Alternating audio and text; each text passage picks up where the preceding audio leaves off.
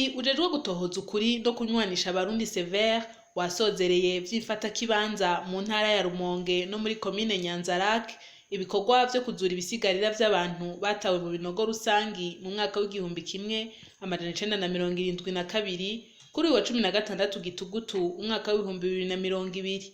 Ibikorwa vyari vyatewe iteka n'abarongoye inama nshingamateka na nkenguzamateka y'u Burundi. Igihe yari karerekana ibisigarira vy'abantu, impuzu n'ibindi vyazuwe muri ivyo binogo rusangi, Petero Karaveri Ndayicariye arongoye umugwi Sever yamenyesheje ko intara ya Rumonge hari ico yisangije ugeranije n'izindi ntara umugwi Sever umaze gukoreramo. Aha mu Rumonge harafise ingene hatandukaniye naho tumaze gukorera nk'Igitega nko ku ruvubu rwa Karusi.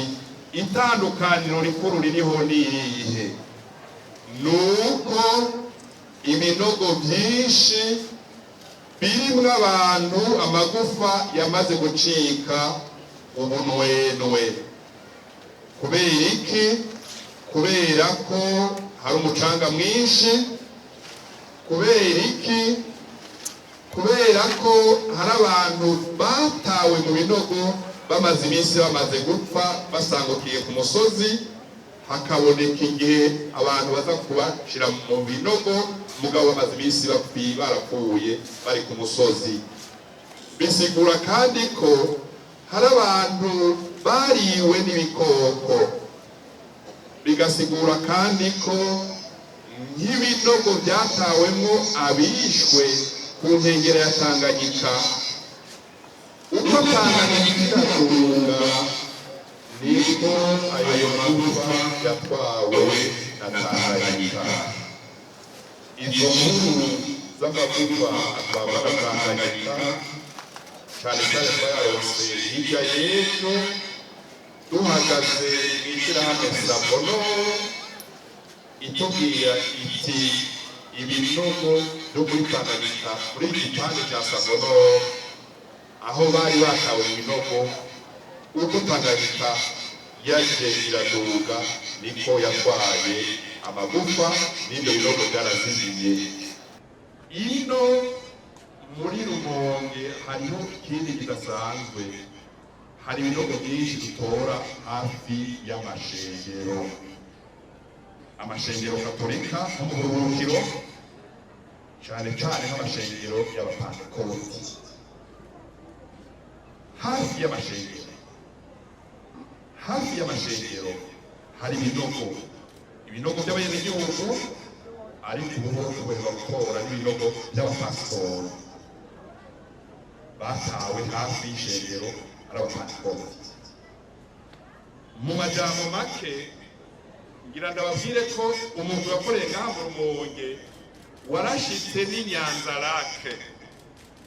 Nyanzarake mw'ishengero naho ngeze y'abapantekoti iyo muri vile Nyanzarake hafi yo shengero havuyemo abantu 489. Iyo tuvuze rero amagufa vyara 489, mwumve ko hari amagurira tuyora y'ifu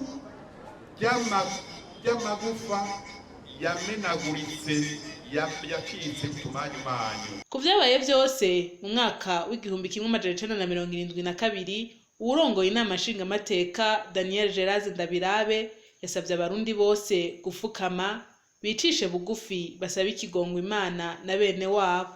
Birya bimenyetso biri harya,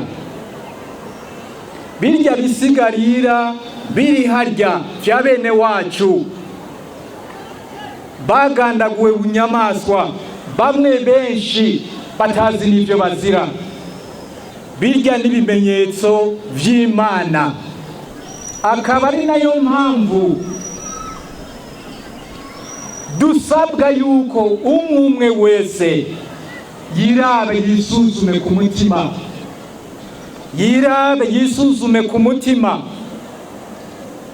agende yiyugarane asaba ikigongwe Imana yaturemye, kuko twese yaturemye twitwa abana b'abantu. Ariko turagaruka abana b'abantu Imana yaremye, turagaruka turabagandagura.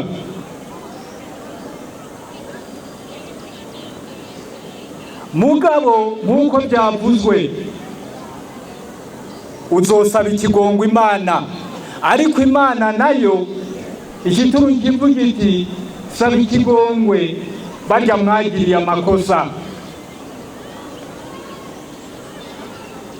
Abo twagiriye amakosa tubasaba ikigongwe.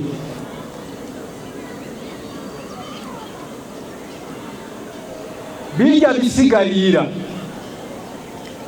bisigarira biravuga, biratubona. Birya bisigarira biravuga. Arya magufa aravuga, kuko n'amagufa y'abana b'abantu, abana b'Imana. Anagira ko yibaza ico gihe ubwo bwicanyi bwaba, aho ONU, amashirahamwe mpuzamakungu aharanira agateka ka zina muntu n'ibihugu bibanyi aho vyari biri. Agateka ka zina muntu hariya umuntu yoheraka. None niba agateka ka zina muntu uno musi kavugwa, ariko data gasigaye umengo niwe gategeka ibihugu vya Afrika n'ibihugu umwe bidapanze nkuko banyene gupanga ibihugu babishaka. None ko abarundi bataremwe ari ibikoko, aho uwo mutima wo kwicana washaka kugeza abarundi kuki?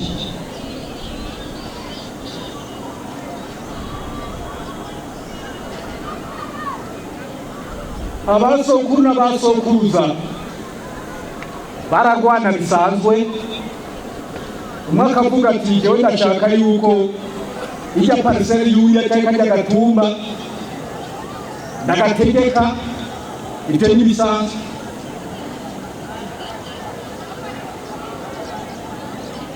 Mugabo abantu batari ko barakurwanya,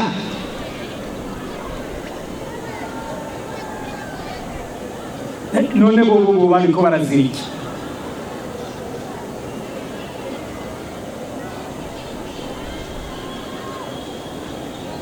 Bo bariko baraziriki. Rero ndiriwe mvuga byinshi. Hariho umuntu twumva, reka ndamuvuge kuko yigize kirangiranwa cyangwa rurangiranwa, umuntu yitwa Dudugeni. Yamaharariza ku Burundi ngo agateka ka zina muntu ndikubahirijwe.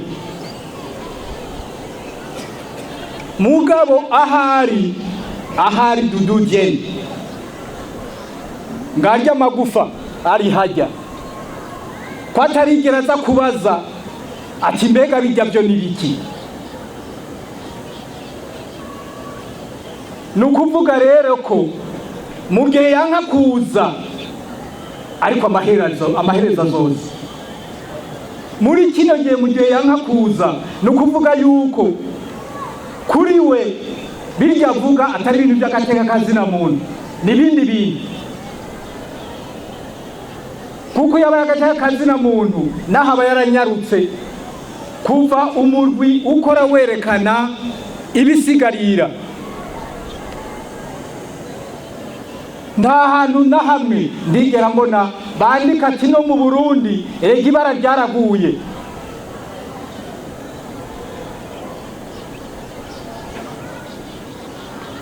Nibatubwire gusa ko bakora politiki, ibindi babireke. Agateka ka zina muntu tuzokimenyera mu Burundi, kuko tubona ko ONU vyayinaniye. Nukugira ngo ushike hano irabe ntabyo bafise. Rero batwigisha nimba hariho abantu babiri ku isi, Imana ikaba yararemye bamwe ikabagira abantu abandi ikabagira ibikoko.